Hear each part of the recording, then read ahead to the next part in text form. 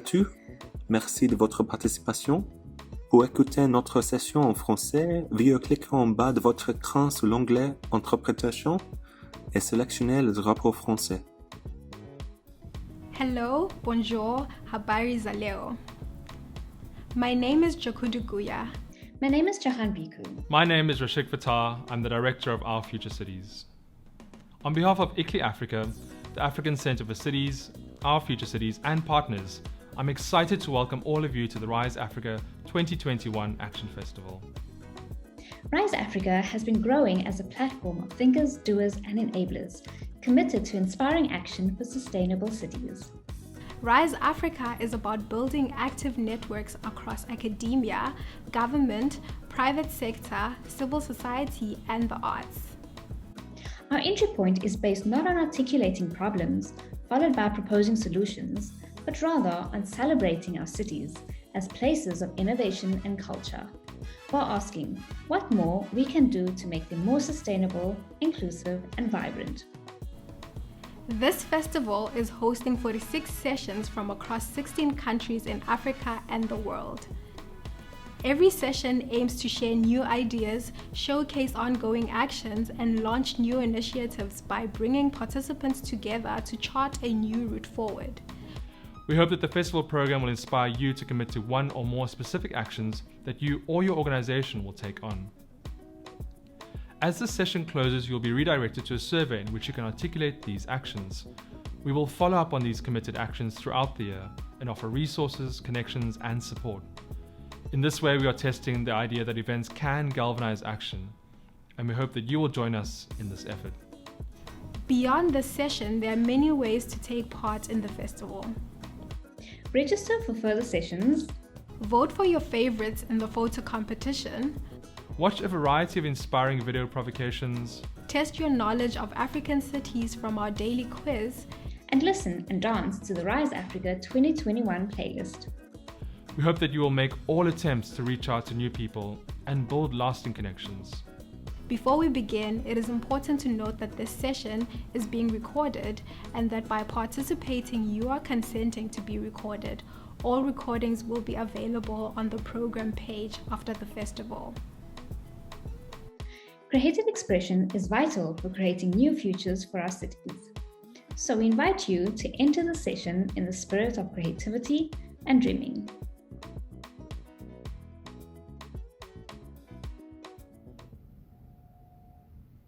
Let our voices ring, soft and strong. A million rainbow tongues pushing our songs through the wind. Let our stories dance out in step with the moon. Let them boom from hamlets in Soweto. Rise through the sprawls of Cairo, straddle the contradictions of Lagos. Let them tell of sweat and fear. Accompanied by djembes, talking drums and all that jazz. And time and again it is to these voices we turn.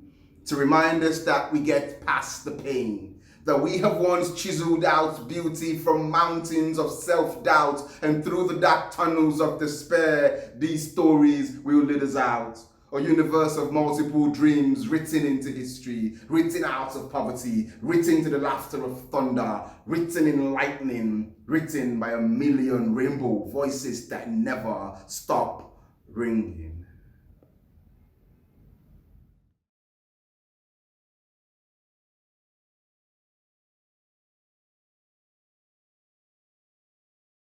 Amazing. That has been such a beautiful introductory video for today's session.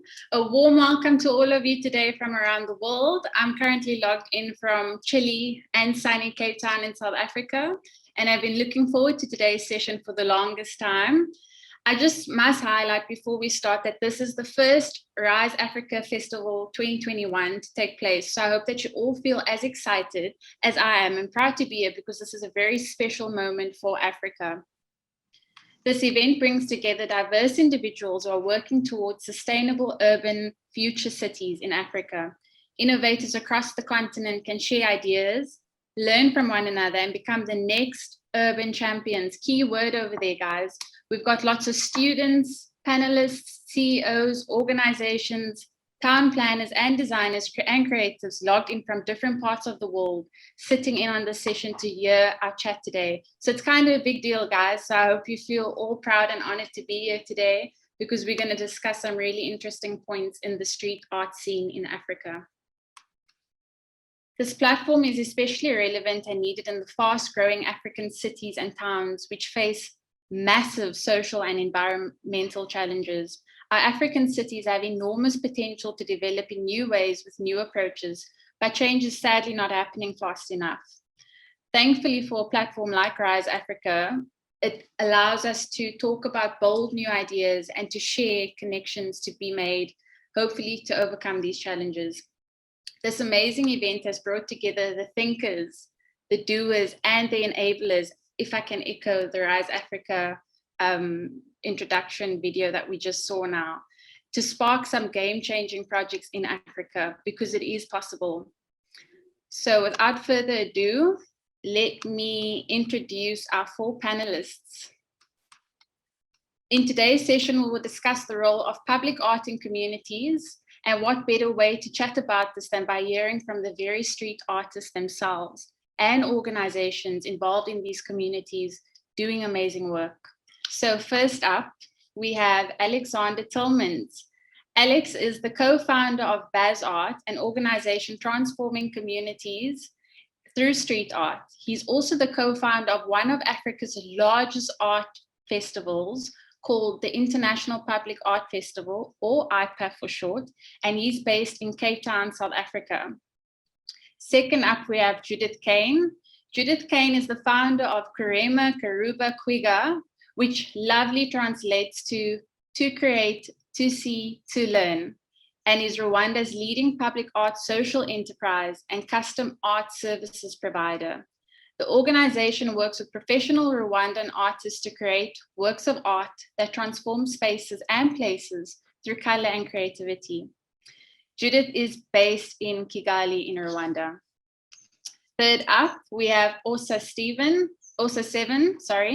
He is an urban graphics and graffiti artist. There's his face over there. Give us a wave, Osa. He's an artist with a passion for telling stories using contemporary art, from abstract art and tribal art designs that appeal to human emotions, to portraits of iconic characters, to scenic images, brand designs. Also does it all. His attention to detail and brilliance can be seen through all his artworks, and he's based in Lagos, Nigeria. Then lastly, we have our 4th panelist up, and let's see your face, Boopy. Can we see you?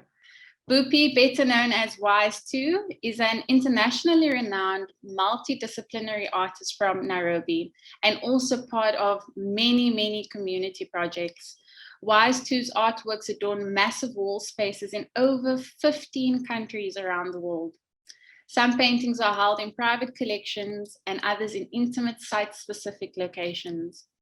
And you'll be seeing during the course of the chat that we'll just pull up some of the beautiful graphics of the artworks created by Baz-art, created by Judith's organization, created by Osa and Wise2, so that you guys can really just immerse yourself in the murals and you can contextualize it and see it from the town's point of view, to just show you what amazing work they're doing in these different cities and towns across Africa. So once again, thank you all to our panelists for joining today. You all look lovely and beautiful. We look forward to hearing your thoughts and insights around how public art can be used as a tool for community upliftment.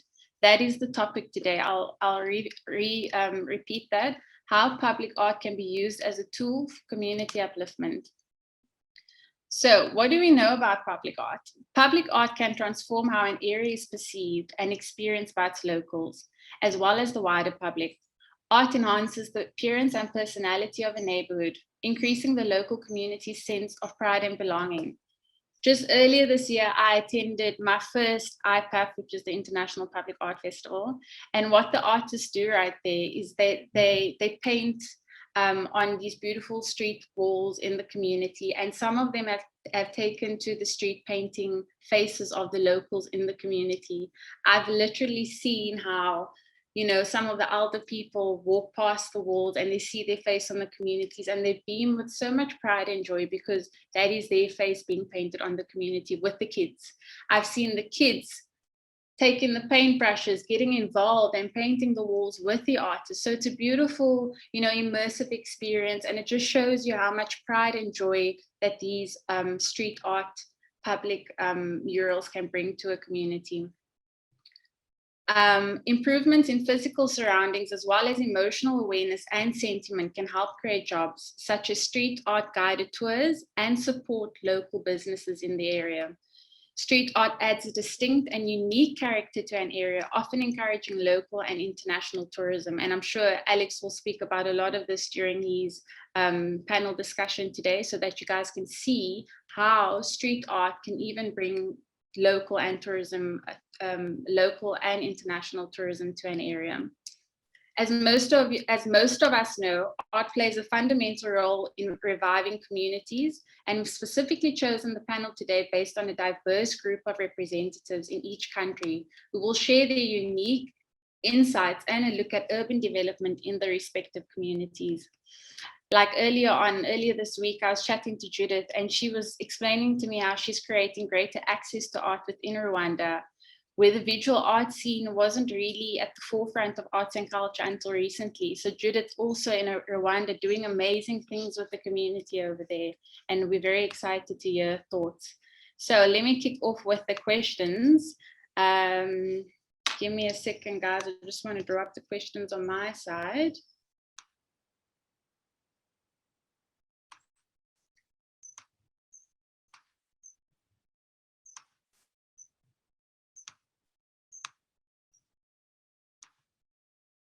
My questions have disappeared for some reason.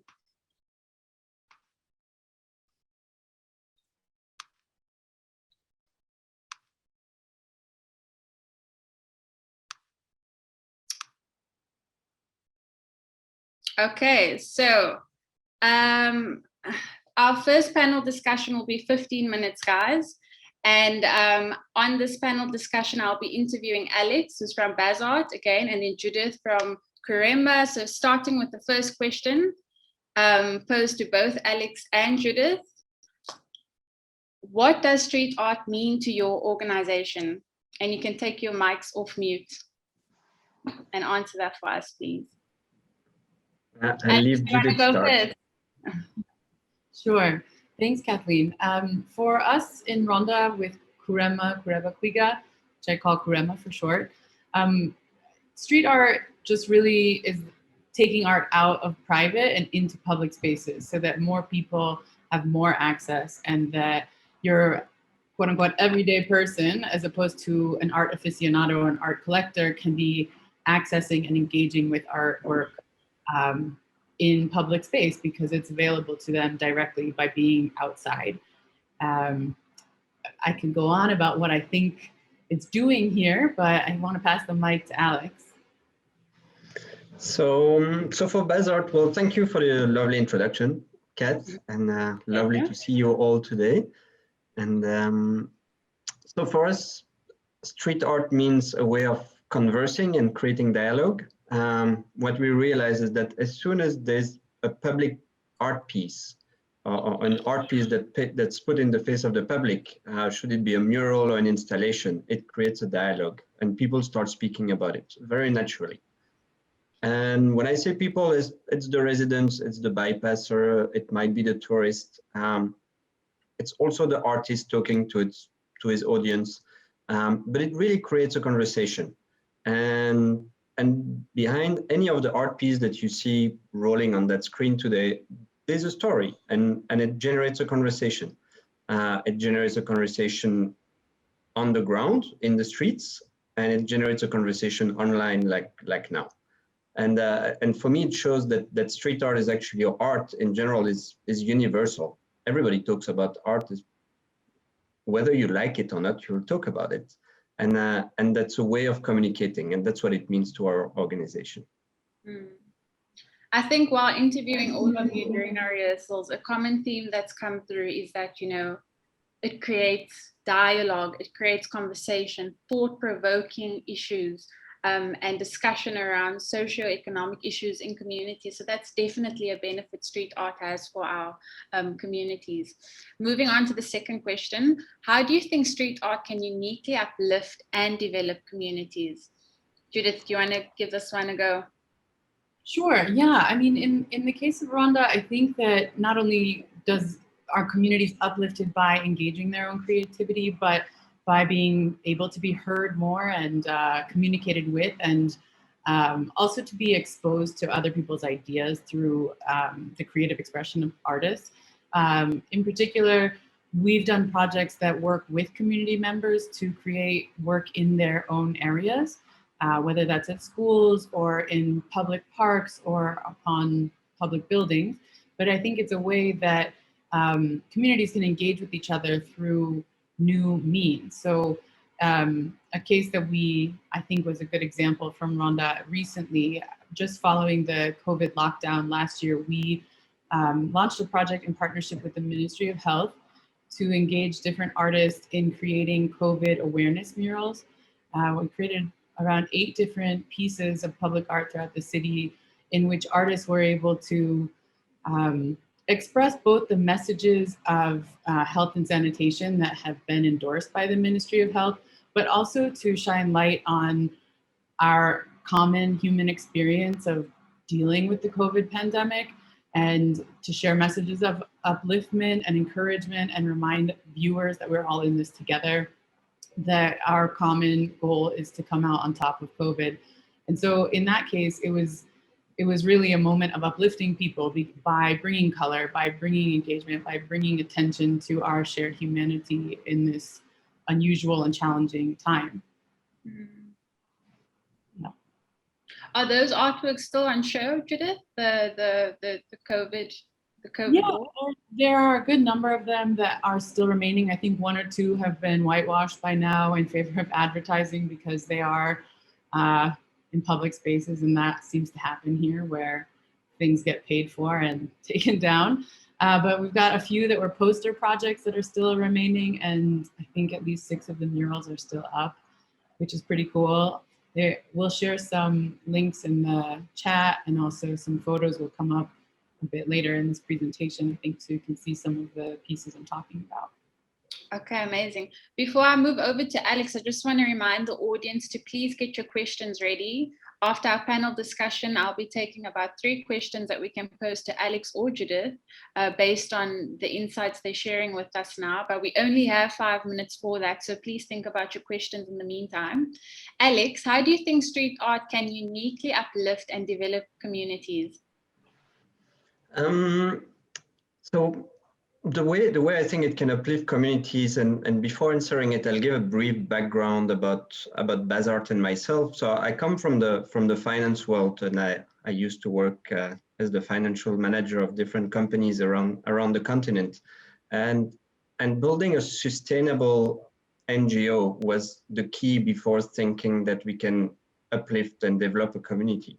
And to build a sustainable NGO, we have to provide something that is of benefit for the community, and having that thinking around it. So not solely relying on funding and say, well, I need funding to achieve, but thinking about what is the benefit that I'm trying to communicate here. What is the benefit that the community will have about street art?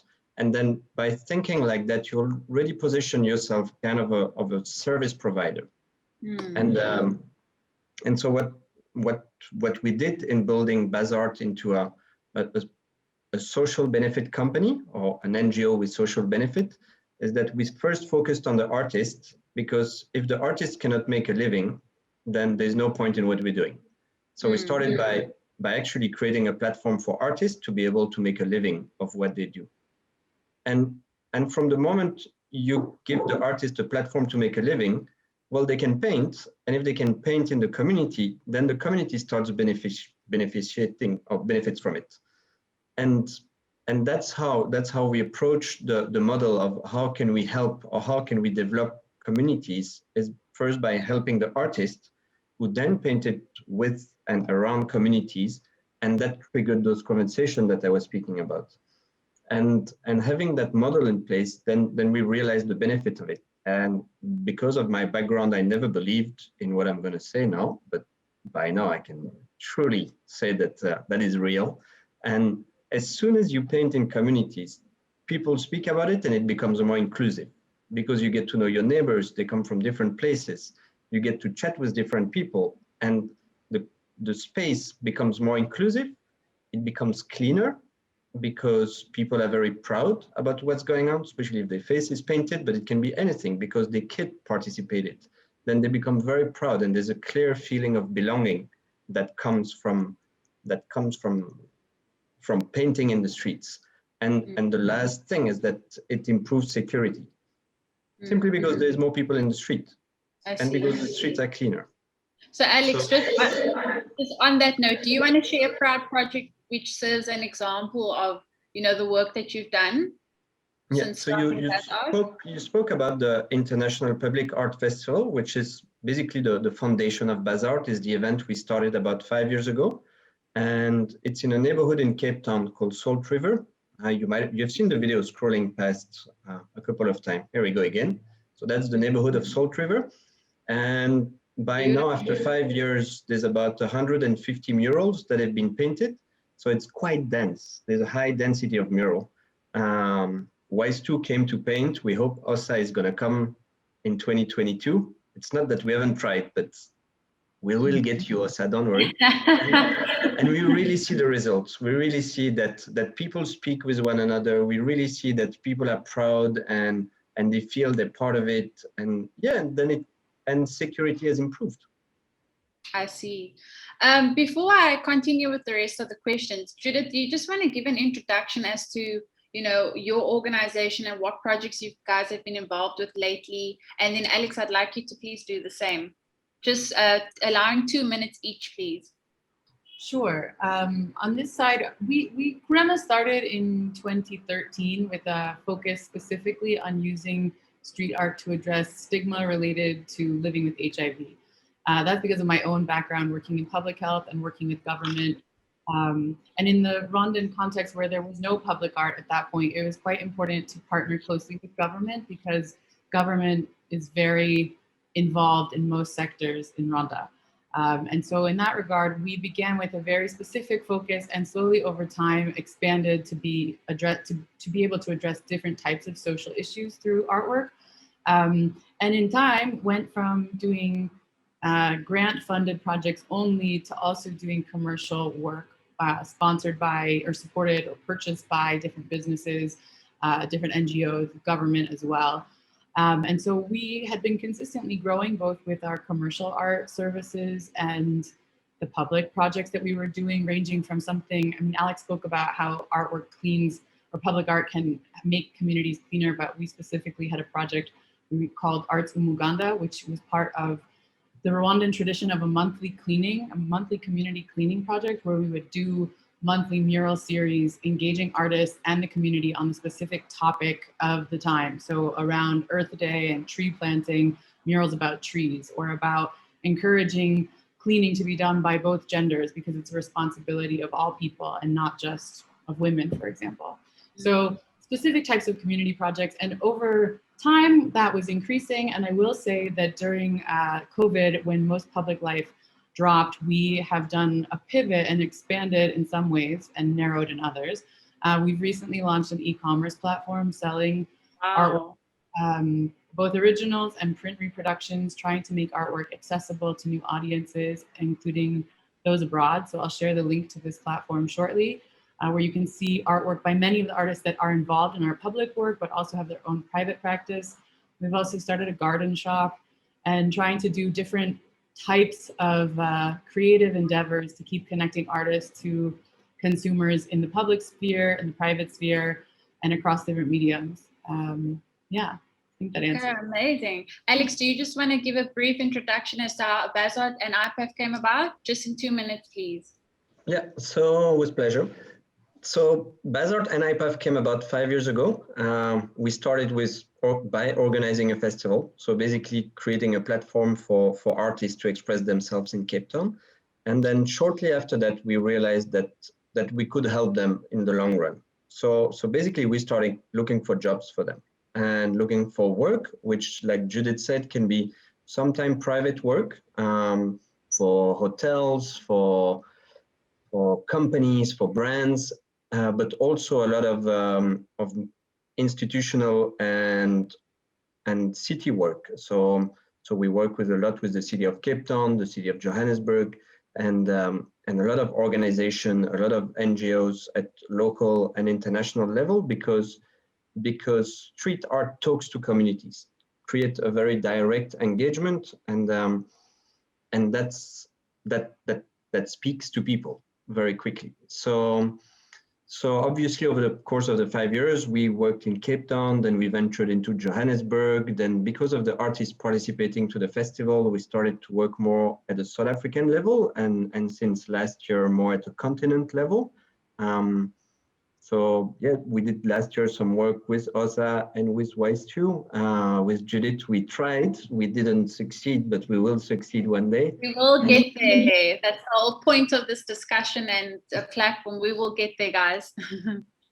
And yeah, and taking that conversation at the continent level, because there are so many talent, but there are so many messages to be communicated.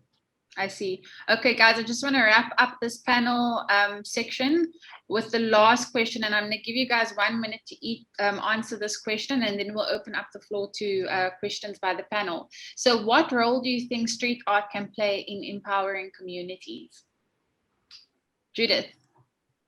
A real quick response. I think that the idea of working with community members themselves has an incredible power of transforming people's experience of art and making it very clear that everyone can be creative, everyone can be expressive. And in the context of Rwanda, which is a very conservative society, it's really powerful, especially working with young women, to engage people, young people, in the process of creating and encouraging them to express themselves. And I think that this is a very transformational way of changing the future and building critical thinkers that contribute to the development of society overall. Beautiful. Alex, do you want to give that a shot? Yeah, I'll go back to generating those communication and discussion. And as soon as you paint a wall, you cannot imagine the amount of people that pass by it. And it's by the hundreds every half day. So it's by the thousand every day. So it's all those people that see it and will start talking about it. Paint is very cheap and available anywhere around the continent. Color makes people talk. Makes people happy. And for example, you saw those gigantic hands that we painted on the grass a couple of months ago in Cape Town, probably in the slideshow. Before you go on there, I just want to explain to the audience that was used with eco-friendly art, so it didn't damage the environment at all. A beautiful concept, and I think that was another way in which we're being very innovative with public art and murals and land art. Sorry, please go on. Yeah, so that gigantic chain of people, not only the people that were walking around saw it, but 112 million of people around the world saw that. Wow. And it makes people talk. And because it's the largest human chain, people talk about what is a human chain, what are humans about, what do we do? And it's, for me, that's how we can really create those conversations and empower people. Wonderful. Thank you for those insights, both of you. So now I'll be opening the floor to questions. Let me just check where our questions are over here. Okay, so we have a question from, let me see here, from Albert Ferreira. Do you think that public art stimulates community members to become artists, or can we create spaces where the community can contribute to the art? Should I repeat that again? Do you think that public art stimulates community members to become artists, or can we create spaces where the community can contribute to the art? Who wants to put their hand up first? Can the answer be both? Like, I feel like both of them, there doesn't have to be more. Yeah, so I would say both as well. Like Judith, it really depends on the community and the engagement of that community. There are some communities that are way more interactive, prone to action, hands-on, and ready to tackle some work. And there are some where discussion is more fits more the process. And maybe they're less artistic, so just a discussion, and by getting words, an artist can paint those words into art. Like Alex, and this is simply because I've seen the work Baz-art has done, and like you've used artists within your communities to paint street murals in their own areas. So I think it works hand in hand, if that answers the question, Albert, where we do stimulate members to become artists themselves, and the members in the community also contributes to the art. Because I don't know if you want to speak through the briefing process, Alex, but when you do plan for a mural, there's a very strong briefing process, and that goes on behind the scenes, where the artist meets with the neighbors and they discuss the design, and the artist still has the freedom of expression, but the neighbors, or especially the person whose wall it is, will have the final say on how the design of the wall looks. So I think both works hand in hand, Albert, if that answers your questions. I don't know if any one of you wants to add anything else. I would just say that it's not only about painting in public, right? And there's other ways of creating quote unquote art that can be experiential public art, where just the act of participating, of lending your voice, of being present and either being part of a photograph or being part of the storytelling of something and having a perspective really contributes to the art making itself. I'll just mention we did I'll mention briefly, we did a project with one of the museums in Kigali where we were creating both a museum of the future and trying to represent that through street art, asking young people what represents you today as a response to colonial photography that just shows Rwandans holding objects. So we had young people from the street, from surrounding schools, and also participating through an open call, come bring an object, whether that was a pencil or a trumpet or a book or a compass, whatever their personal object was. And then their photograph, their portrait wound up being wheat pasted in the streets, co-painted with artists. And it was a really interactive way of participating in an unexpected and unusual process to create more artists at the community level. So I think it's about being creative and how you engage communities too. And I think, just listening to the both of you, both your organizations also do a lot of community work, which we haven't really spoken about because of time. But I mean, I know with Baz-art and IPAP, they have the arts classes in the organic gardens. And then Judith, you were also saying that you have classes of your own. Do you want to just elaborate on that for us? Well, just on the right side of this screen right now, you can see a project we did at a skate park, for example. The only beautiful. And many kids who have been learning how to skate recently also came and learned a bit about graffiti making with a couple of visiting artists. So, some projects are more organized, like you were just mentioning, classes, but some are very ad hoc. And I think both are really valuable and fun. It can be casual and it can be serious. So we've really run the gamut. Okay, we have a few minutes left. I'm going to move on to our next question, if that's fine with you guys. How can local government policies and urban design guidelines support public art? Alex, I'll repeat that again. Okay, I'm happy to start. Okay, you want to go? Go for it. So I think the first way of local government to support is to understand and to share the message that if you paint a wall, it is only paint. It's not going to damage. It's not going to make it uglier. It's actually going to make it brighter and more colorful. As soon as people understand that paint is only paint, then there's already a feeling of support that's coming from it. There's already like a positive vibe coming from the local government. Then after, when the local government understands the benefit and sees the direct impact of the community engaging, then we can start speaking about funding, as simply as that, because there's a direct benefit.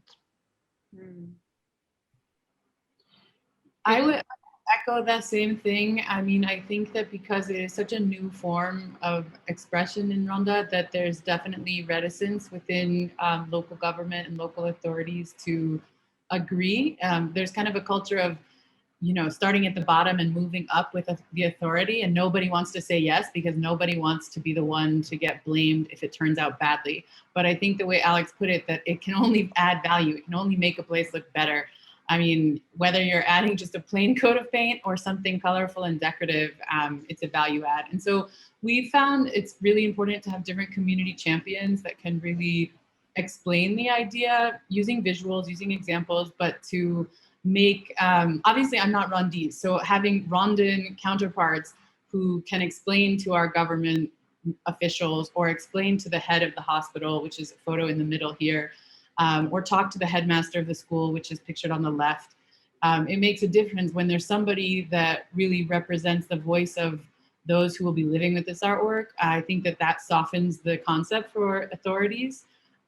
We've not yet turned to government for financial support. I think we're a few years away from that being possible in this economy, but hopefully with time that will come through. But I think it's making it understandable is a necessary step for getting that buy-in and getting that engagement. And I hope that in the future, the tables will turn and we can rely on government to actually help us push art forward in a more practical way. Yeah, so we need to secure that funding soon, Judith, so we can make more beautiful artworks in Rwanda. I think that's always a challenge for many artists, it's funding. So if there's a way in which we can get more access to funding for artists and for organizations, we can explore and, develop the art scene in Africa so much more. But again, funding is always a bit of an issue. Guys, I'm going to stop it over there. We are going to move over to the next panel discussion now. Thank you for all your questions, and let's get Orsa and Bupi on the line.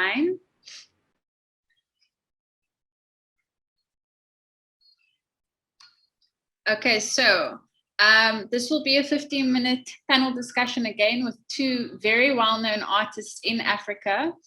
Orsa Seven, who is a street artist and festival organizer based in Lagos, Nigeria. Do you just want to give the audience a bit of an introduction about yourself and what you do in 2 minutes? Hi, everybody. My name is Orsa Seven. I'm an artist based in Lagos, Nigeria, and also the convener of the Lagos Street Art Festival, which is happening later on this year. Awesome. Bupi. Bupi is better known as Wise2.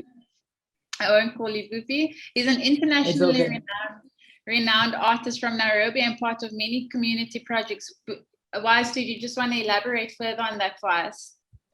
Yeah, so like you said, Wise2, I travel the world and I paint large-scale murals. And I usually do a lot of studio work as well when I'm not painting murals. So my whole purpose of my art is trying to take this art to all over the world. So I think basically in a nutshell, that's what I do. Just paint murals in different parts where I find myself. Yeah. Yeah, because you are the traveling nomadic artist here amongst us. If you read up on Wise2, you'll see painted in over 15 countries around the world. It's just absolutely fascinating. But let's start off with our questions, guys. Okay, first question up. Why have you chosen street art as a form of expression? Also, do you want to give that one a go first? Okay, I basically chose street art because it's an amazing way to storytell. I'm big on telling stories in my art, so street art is actually a great way to storytell and also an amazing conversation starter, and again, because of the unlimited eyeball reach, I think it's just a great avenue to pass messages and, aesthetics out there. Awesome. Wise2, do you want to just explain why you chose street art as a form of expression, what your journey has been? Well, to be honest, I never chose the art form. I just found myself in this art form with engaging with different people. And most of those engagements created this link that I need to be part of this movement somehow. But I didn't just sit down and say, I want to be a street artist. I just said, let me just keep discovering and seeing where I can go with this art form. and see what it can do with my art and with other people as well. But this is how I came into being a muralist or a street artist. As in, it's not like one of the most fanciest stories, but it's just one of those things of self-study, and I just found myself doing that. And 10, 12 years later, I'm painting murals. Yeah. 12 years, that's a very long time. Wise too, wow. More actually, yeah. More, nice. I mean, 15 countries, you are definitely experienced. Just moving on to the next question, can you share any examples of how your street art has evolved an area? Maybe let's start with Wise 2 this time. I know you've got, both of you have both got so many projects under your belt. So maybe just feel free to, you know, just explain to us like your most proudest project, and maybe some projects that you saw really like developed communities and brought a lot of benefit to the community that you can share with the audience. Thank you. Yeah, sure. So I happened to travel to Mexico, to closer to the border, Mexico and the United States. So it's the capital of Baja California. It's called Mexicali. And I happened to paint a big abandoned cinema building. I think there's a video somewhere, but it was 900 square meters, 2.5 weeks of just painting back and forth. But the craziest part of that intervention, it was a social project, brought a lot of artists together, brought a lot of people from the community, the government, the municipality, the mayor of the city also came for the inauguration of the project. But the whole purpose of this project was to create an understanding of migration, of culture's identity, and how identity is lost when you travel or when you try to move from one city to the next city looking for a better way of life. So my mural says, the caption is the three immigrants, like the three kings, a reference to the Bible. Because for that reference for the Bible, there were no borders. It was more like freedom of movement at that particular time. You could be able to move across borders. These days, they've made it look like the human beings are illegal and the borders are legal. And that's a very wrong way to see things, especially if human beings have this. So there's that kind of dialogue that you can create.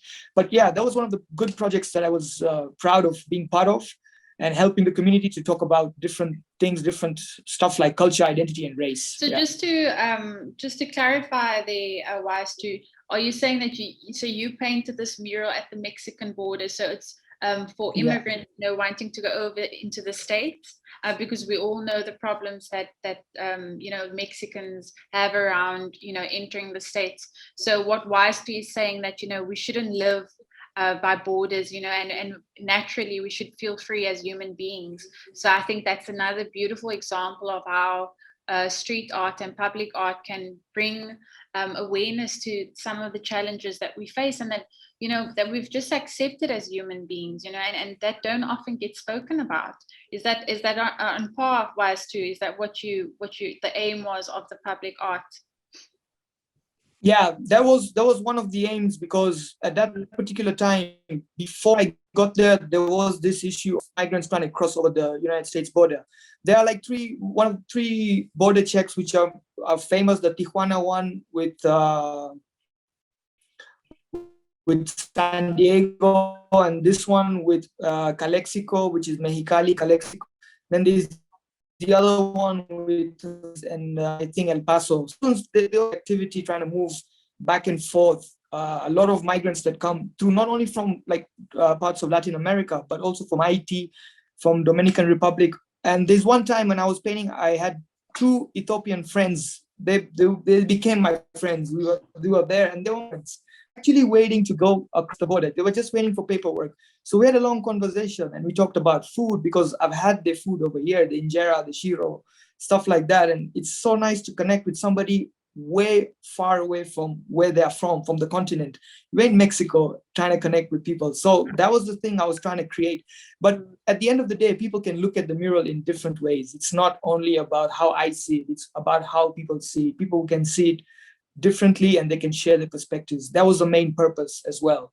Yeah. Wise 2. So you say you've made some friends at the border. What what was some of the feedback that you heard in passing by people? Like what were the reactions to your mural based at the border entering the States?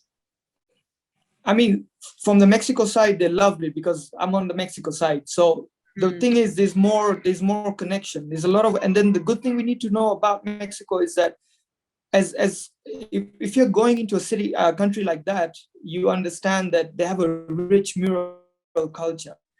The whole world is connected with art, with music, with a lot of ideas and stuff like that. So when you go to just Mexico itself, it's given birth to a lot of Diego Rivera, Orozco, Frida Kahlo. I mean, there's a lot of people that were part of that movement. So they do understand. And then when we have myself getting in there to do an intervention, coming from a different place, they always question. So that creates dialogue, creates platform for further investigation and inspiration for murals. So I think that was the good part. Yeah, that was a good exchange. Thanks for sharing that experience over there in Mexico. Is your wall still there? Can we research it? Yeah, it's still there. It's still up. I mean, there's a little bit of graffiti at the bottom, but it's still there. That is still there. Awesome.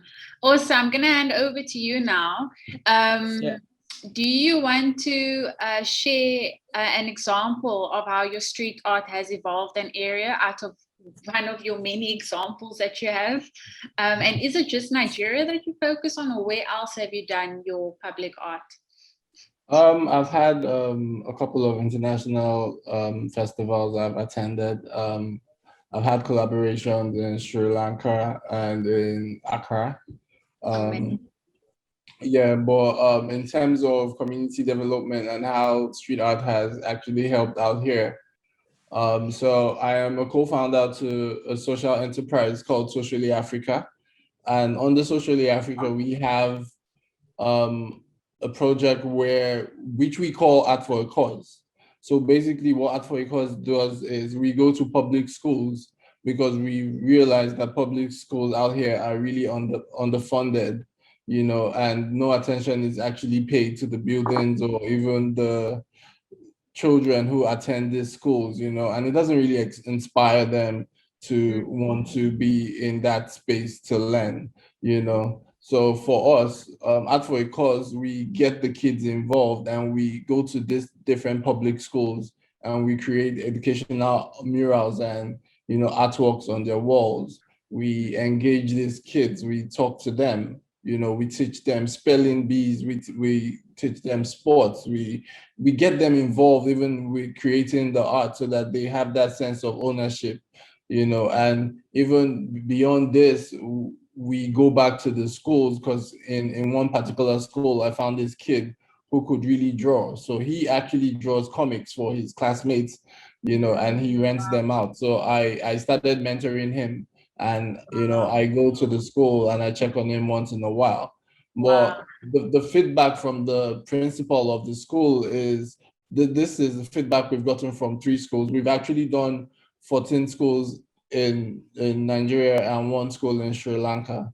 The feedback we've gotten is that, you know, we're doing this, it inspires the kids to want to come to school. You know, they enjoy coming to school now. They spend more time in school.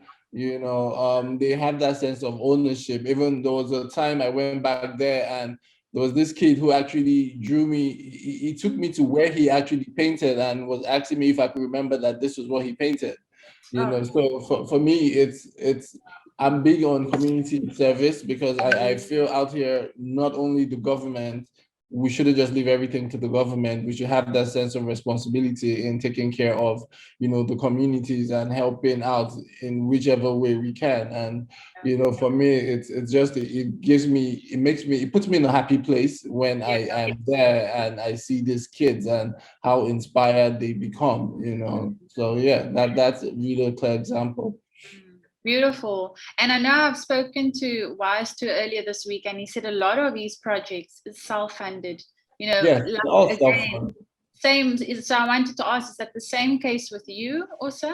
Yeah. So it's mostly self-funded. We've had I think 1 or 2 occasions where a brand came and, you know, wanted to support, you know, they gave us like things to give out to the kids and things like that. But, you know, out here, I wouldn't wait for anyone to, you know, tell me what to do. I feel it's my responsibility to do these things because it's more like a ripple effect. If I do this and other people see it, they would want to, you know, put in work and, you know, make the community a better place to be in.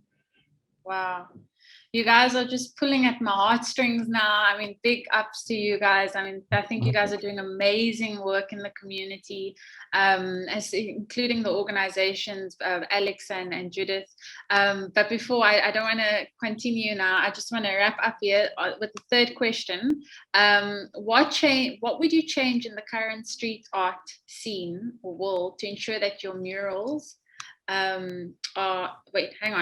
What would you change in the current street art world to ensure that the murals you paint are effective? Wise, do you want to go first? Sure. I mean, the way things are moving, I think organically, just street art is going in different ways. Like if you look at it 10 years ago, it wasn't as big as this, or maybe even 10 years ago. Right now, there's a lot of people that are getting involved with street art, doing a lot of projects, doing a lot of interventions, a lot of things to do with even like big brands. They're getting involved in street art. They see it as another platform to push it to their audiences and stuff like that. I don't know. From my side, I've traveled so much. I've just seen if you work with the right-minded people and community as well. I think community projects are really amazing because they have a lot of wall space. I did work in Colombia and everything was self-sponsored community projects, doing stuff with high-risk areas, dealing with paramilitary people or trying to get permission from the church to paint a mural around behind the church, stuff like that. And I think that is the way I see it for myself, for my art. I don't know about other street art projects, but I think it's also tuned to how the artist approaches it. I think that's the best way. Like there's an artist, El Cid, who painted 50 buildings in Cairo, and it was all self-sponsored, and he did such an amazing job. And I think that is the way to get people involved with the future of street art. I think community must be part of it, but there's also another part of it. I think we can discuss that like later. Of course, it opens the platform for more discussions to be had. So organizers, I hope you guys are listening to this, but there's a lot more things we can discuss to bring about some positive change. Also, over to you. What would you change in the current street art world to ensure the murals you paint are effective? I know this question refers to the global street art world. However, I would speak on the context of the environment which I am in. Street art out here is heavily underfunded. You know, so for us out here, corporate brands invest the most, you know, and corporate brands investing the most gives them the right to pretty much determine what kind of communication goes out, you know, whereby hindering proper expressiveness from the artist. You know, for me, I would want to talk of some kind of things out here, social issues and a lot, but no brand's going to pay me to talk about that. You know, they would want to promote their own brands or, you know, whatnot. So for me, I would say more liberty to the artist to create, you know, getting brands or companies who are not so brand sensitive in terms of determining what kind of communication goes out, and also getting proper funding to the artists out here. Street art is not so big out here. A few of us have been trying to spearhead it over the years, and we really tried to pretty much put you know, street art on the map and make people see value in what we're doing. You know, so for me, I was going to talk about two things. So first is the commercial part of it, which is brands pretty much funding most of the art out here, rather than having, you know, festivals like what I'm trying to put out in November. So I'm trying to create a platform whereby artists out here could come and express themselves freely without being, you know, taught or really caged with what they want to express. You know, then secondly, I would say collaboration. You know, I would want to see a whole lot of collaboration between street artists. You know, the more diverse, you know, the artists are, it gives different representations of, you know, art and design in generally. I love that answer there. Thank you so much. So listen, I want to open the floor to questions quickly. We are running out of time. We've got like just under 5 minutes left. So if there are any questions, let me check the chat box over here. Well, I've got a question since we don't have any questions from the audience. And I think I'll start off with Alex first. Alex, if you can just show your camera. I've chosen you first. I guess my question to all of you, just in closing, what's your vision for urban street art in the next 5 years? And then I want each one of you to just think about that so long. And please try and answer in 1 minute for the most. In the next 5 years, or maybe in the next 20 years, I think street roof and walls should be covered with paint. So much brighter, so much nicer, so much colorful, so much more bigger. So much bigger. So yeah, so maybe roads, roofs, and walls. There's so many places available for bright, colorful, joyful moments. Wonderful. Judith, I can see you dying to say something. Do you want to go next? Well, it's just to say, I agree with Alex completely. I mean, if you look at the walls of my office, which is really a small room, you'll see like color should be everywhere. Why stop, you know, in small locations, in just the gallery or with these commercial exploits? I mean, if you see these pots behind me, we've started painting pots because art can be anything and anywhere and add value everywhere. Amazing. Also, do you want to go next, or Wise too? I can go next. Okay. No Go problem. In consensus with Judith and Alex, so I don't have much to say. They've topped it up. It's exactly what they said. That's going to be the future. 5, 10 years, 15 years, that's what's going to be. So I'm in consensus with them. Yeah. Ota. Yeah. I mean, I see street art out here being bigger than what it is, and you know, more emerging younger artists putting out more amazing art and creating stories. I feel as Africans, we have amazing stories to tell to the world, and you know, we need more people to tell these stories, and individual stories make up the big stories, you know. So I feel in 5, 10 years from now, street art out here would, you know, be bigger with everything that's going on right now on the continent. Thank you so much, guys. I think that was so beautifully answered by all of you.